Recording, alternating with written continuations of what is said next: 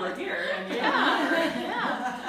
I find it really interesting that women have a hard time finding their voice. Like I think that in my case, often I'm like, okay, I know what I want to say and I've got to say it, and then in the moment I'm like, oh, I can't say that thing, I got to say it. It feels, and I don't know what's behind that, and I don't. It's like you can prepare for those conversations, and the more prepared you are, the better. But I'd rather just not have to prepare. I don't think that men think that way. So I don't know what's under that, or how you kind of get it out of the way. Yeah.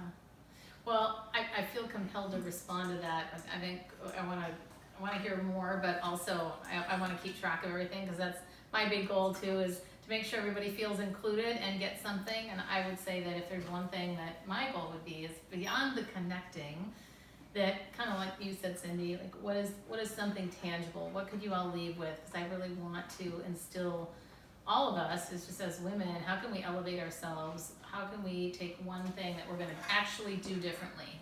Not just, oh yeah, that was a nice gathering, but what can I actually take action on when I go home tonight or tomorrow? No, I just lost my train of thought. What was that last part? Okay, so, all right, so there's this thing called anxious reappraisal that I think is fascinating. Has anybody heard of that?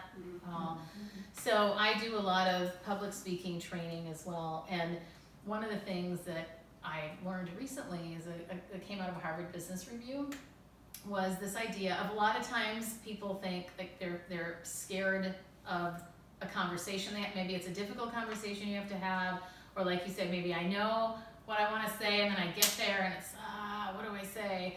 And anxious reappraisal is really about how, let's say if I say like, I'm really nervous to talk to my boss. And if a lot of times people, was like a friend might say, well, just relax, take a deep breath, calm down. That's the worst thing to say to anybody, by the way. I'm sure you've all been on the receiving end of that. But the problem with that is that you're trying to match a high arousal emotion, which is what nervousness is, with a low arousal emotion, which is the calmness, and that doesn't work. But when you match it with a high arousal emotion, like excitement, then it can have somewhere to go. I don't know all the science behind it. All I know is that this works. So what I would suggest is, next time you feel nervous about something, instead of saying, I'm so nervous, say, I'm so excited, and smile, because physiologically it changes your body. And that I find absolutely fascinating. So it's not just the body, but then that changes the mind, so all of it goes together. So that can be a really nice, very tangible tip to take away.